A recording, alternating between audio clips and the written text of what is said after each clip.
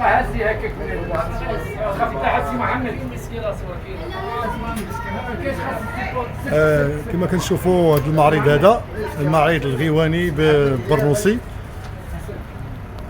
بمقاطعة البرنوسي. هو من تنظيم جمعية شباب بوجميع للثقافة والفن الأصيل بالبرنوسي، سيدي البرنوسي. كما كنشوفوها انتم كتشوفوا اللي كيرأسها الأخ محمد. عندك هكاك هذه كتب وآلات المجموعة، أرشيف ديال مجموعة ناس الغيوان وديال واحد المجموعة ديال الأمازيغ، السوار، لي كاسيت، اسطوانات.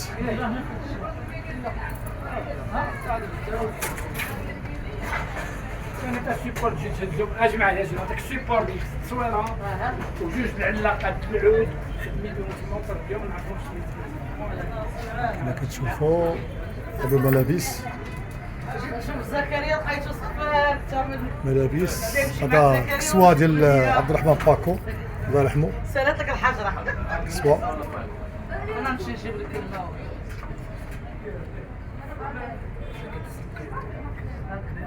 سي محمد واحد دقيقة محمد.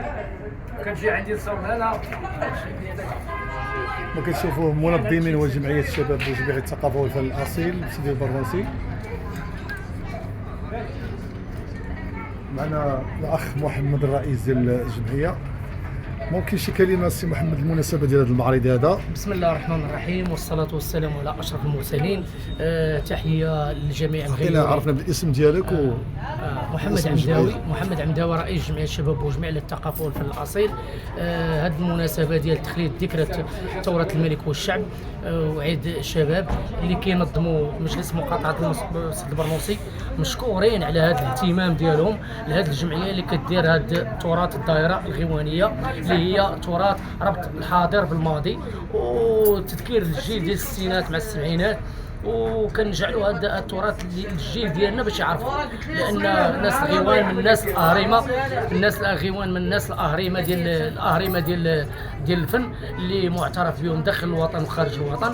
وحنا ملي حطينا الفكره ديال هذه المناسبه اللي دايرين هذا الحفل مجلس مقاطعه سيدي البرنوسي في شخص الرئيس ديالي سعيد صبري مشكور، والاخوان الموظفين منهم اخ عبد الله النابوسي اللي كانوا متبعين معنا على هذا الاهتمام ديالنا، وحطوهم من السطون ومشينا اتصلنا بالاخوان اللي هما معروفين المحمديه بالظاهره الغيوانيه وكيشتغلوا معنا في جميع المهرجانات وكيشتغلوا معنا في جميع وعارفين بان احنا مولوعين روحانيين كنحبوا هذا الفن هذا وكنمشيو في هذا الفن هذا لطول الامد طول الابد. وحنا من السلاله ديال الغيوان اللي هو من العائله ديال المرحوم بوجميع اللي هو ابن ولد عمتي، وكان الاب ديال الله يرحمه هو اللي كانوا كيدربوا عندنا ناس الغيوان في حي المحمدي، وبقينا شادين داك التاريخ ديال الغيوان باش نبقاو غاديين بالمسيره. بغيت نسولك سيدي محمد خويا، كيفاش كتشوف الظاهره الغيوانيه مع هذا الجيل هذا؟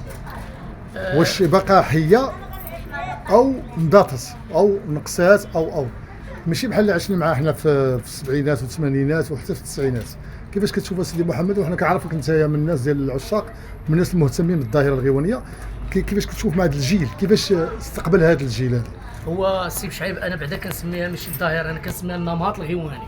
هو هذا النمط الغيواني كان على شكل زوايا، على شكل سجاله، على شكل شعراء، كانوا الناس مجاديب، كانوا الناس كيلبيو رساله ديال اشنو بك انسان. كانت المشاكل ديالنا والهموم ديالنا كتقدر يغنيها لك ناس الغيوان كتكون منفجر كتبرد، ماشي بحال دابا واحد الفن اللي هو كان مع كامل احتراماتي لبعض الفن اللي هو درج مع هاد الشباب ما عرفهمش بالتراث، وهذا راه من ضمن التراث الاصيل المغربي اللي خصو يتقدر ويتحترم ودار ليه مكانه كبيره عند الناس المسؤولين في الثقافه. شكرا. وشحال غيبقى هذا المعرض هذا؟ هذا المعرض عنده 4 ايام، غيبدا من اليوم 3. عطينا التاريخ باش الناس يعرفوا التاريخ. كاين المعرض غيكون 3 ل 4. لا التاريخ شحال اليوم في التاريخ؟ اليوم 12 من لودوس حتى لوسيس. من لودوس حتى لوسيس غوشتياب. بالمناسبه ديال تخليد ذكرى ثوره الملك والشعب وعيد الشباب. شكرا. منظم بالبهوق ديال مجلس مقاطعه سيدي البرنوسي.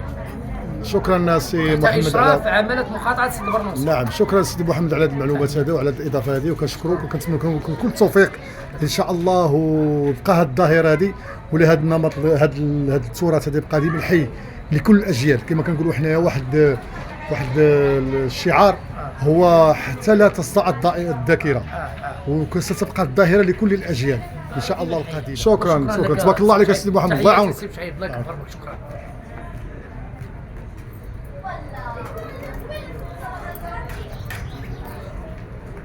تفضل معنا واحد الزائر،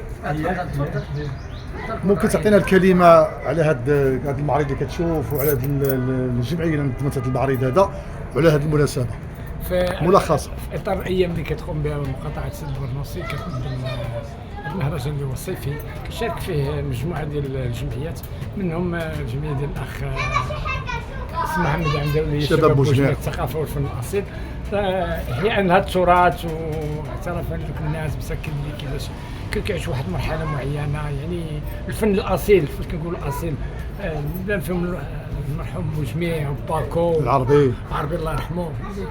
وانا كنتبع بعض الامور بحال نهار كان جا جيمي هندريكس عند باكو الصويره، الناس كيسولوا على جيمي هندريكس ملي كان هو راه هنا. يعني بصراحه كنعيشوا لحظات زوينه مع هذا الفن الاصيل. كيفاش كتشوف بهذا المعرض هذا اللي غيجيو ليه غيجيو ليه السواح، غادي يجيو ليه شباب وغيجيو، كيفاش كتشوف هاد الشباب غادي مثلا غادي يشوفوا هذا المعرض، كيفاش غادي يشوفوه وكيفاش غتشوفوا انت؟ انا عشت هذا الجيل غادي يكون عندي واحد الفكره، وهذا وقاك قاري على هذا الشيء كنعرف متتبع. الاخرين خاصك تشرح ليه هو يعرف المراحل شويه. كاين فرق ما بين الجيل لجيل الطريقه باش يتسوع بالافكار. ولكن كتبان لك استاذ، كتبان لك الظاهره مازال حيه كظاهره. يعني كنشوفوا الشباب واخا ما عاشوش مع الظاهره راه كيسمعوا الغيوان، كيسمعوا تبغي لا غلاب كيسمعوا الغيوان كيسمعوا. شكرا استاذ على مرحبا. شكرا بارك الله فيك. السلام عليكم، معكم الفنان سيموبيك. جيت نزور الظاهرة الغيوانية، أنا مولوع بالغيوان وعزيز عليا الثقافة الغيوانية، وحتى من الفنانين الكبار ديالنا في هذا المجال كنوجه لهم تحية كبيرة، لأن عطاو بزاف في هذا الميدان وفي هذا الستيل ديال الغيوان اللي عنده واحد الثقافة كبيرة وعنده واحد المكانة كبيرة في قلوب المغاربة، وأنا فرحان بزاف. وكنتمنى لاي واحد يجي يزور هذا المعرض هذا ويكتشف الثقافه ويكتشف الماضي والحاضر ديال المجموعات، وكتبقى الظاهره الغيوانيه من بين الظواهر اللي التراثيه وشي حاجه اللي زوينه لبلادنا. تبارك الله عليكم. ما يسرك سي موبيك، واش ما فكرتيش دير مثلا شي شريط او شي ديسك مزيج ما بين الاغنيه الغيوانيه والاغنيه الشبابيه؟ علاش لا؟ هي كنفكر ان شاء الله، بما انا عندي علاقه بمغنيين وفنانين غيوانيين، فان شاء الله غيكون شي عمل اللي يجمعني مع الغيوانيين وتكون شي حاجه ان شاء الله نتمناو تنال اعجابكم. شكرا استاذ سي موبيك، شكرا على هذا اذا غتشجع لنا الشباب باش يزوروا زعما المعرض يشوفوا اصدقاء. ما كرهناش جميع الفنانين يجيو يزوروا هذا المعرض ويكتشفوا الثقافه بالبرنوسي. بالبرنوسي. شكرا سي محمد، شكرا.